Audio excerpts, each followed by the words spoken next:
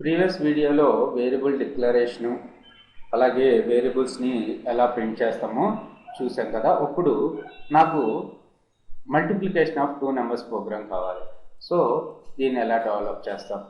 So ఈ variable తీసేస్తున్నాను, తీసేసి ఈకో స్టేట్మెంట్ని కూడా రిమూవ్ చేసేస్తున్నాను. సో ఇక్కడ $C ప్లేస్లో $C = $A స్టార్ $B అంటే మీకు $C వాల్యూ ఇప్పుడు మల్టిప్లికేషన్ వచ్చేస్తుంది. Eco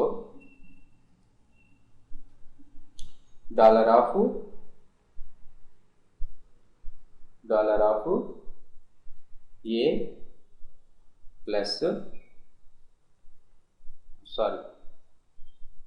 star $B equals to చూడండి ఇప్పుడు ఏమవుతుందో $C. సో ఇవన్నీ కూడా నేను డబుల్ కోట్స్లో మెన్షన్ చేస్తున్నాను. ఏమవుతుందో చూడండి.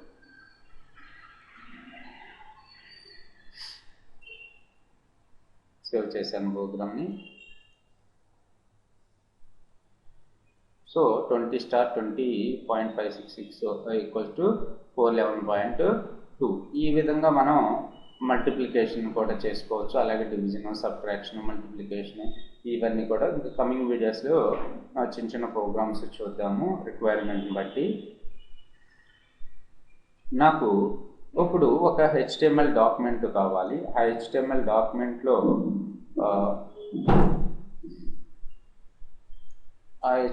డాక్యుమెంట్లో నేను PHP కోడ్ ఇచ్చేసుకుని టైటిల్ ట్యాగ్ డిస్ప్లే కావాలన్నమాట. అప్పుడు మనం ఎలా ప్రోగ్రామ్ని డెవలప్ చేయాలో చూద్దాం. టైటిల్ ట్యాగ్లో ఒక వేరియబుల్ని డిక్లేర్ చేసుకొని చూపిస్తూ ఉండాలి. సో నాకు HTML బై డిఫాల్ట్ టెంప్లెట్ కావాలంటే Shift1 కొట్టి ట్యాబ్ కొట్టినట్టయితే HTML డిఫాల్ట్ ఇది వచ్చేస్తుంది. నేను హెడ్ సెక్షన్లో ఇప్పుడు PHP స్టార్ట్ చేస్తున్నాను. ఎలా స్టార్ట్ చేస్తాం? PHP కోడ్ $PHP మళ్ళీ $, సింబల్ తోటి అని చెప్పేసి ఇందులో మనకు అవసరమైంది రాసుకుంటాం కదా. So variable name $T equals to welcome to వికింగ్సన్ రాస్తున్నాను. Welcome to VLR training KPHP అని రాస్తున్నాను. KPHP Kukatpally housing board. So నాకు బాడీలో ఒక H1 ట్యాగ్ తీసుకుంటున్నాను. H1 ట్యాగ్లో నాకు ఇప్పుడు ఈ $Tలో ఉన్న వేరియబుల్ ఇక్కడ H1 ట్యాగ్లో డిస్ప్లే కావాలి. ఎలా చేస్తాం? సో $T అని రాసేస్తే రాదు. ఇక్కడ చూడండి $T అని రాస్తున్నాను. వస్తుందా? మనకి ఏదైతే $T అని ఇచ్చానో అది డిస్ప్లే అయిపోతుంది $T అని. అలా కాకుండా మీరు $Tలో ఉండే వాల్యూ కావాలి అంటే మళ్ళీ PHP స్టార్ట్ చేసుకోవాలి. PHP $T ఇప్పుడు వస్తుందా? ఏం డిస్ప్లే కాదు. ఈకో స్టేట్మెంట్ వాడలేదుగా నేను. ఇప్పుడు ఏం డిస్ప్లే కావట్లేదు.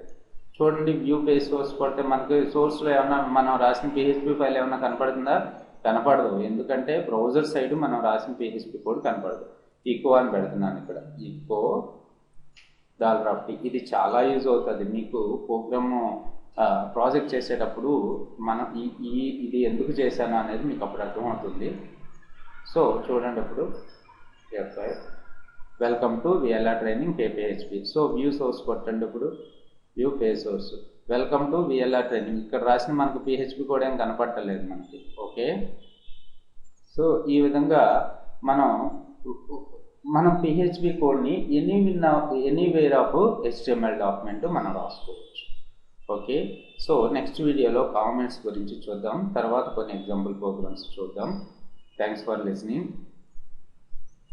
Please subscribe my channel for the more videos.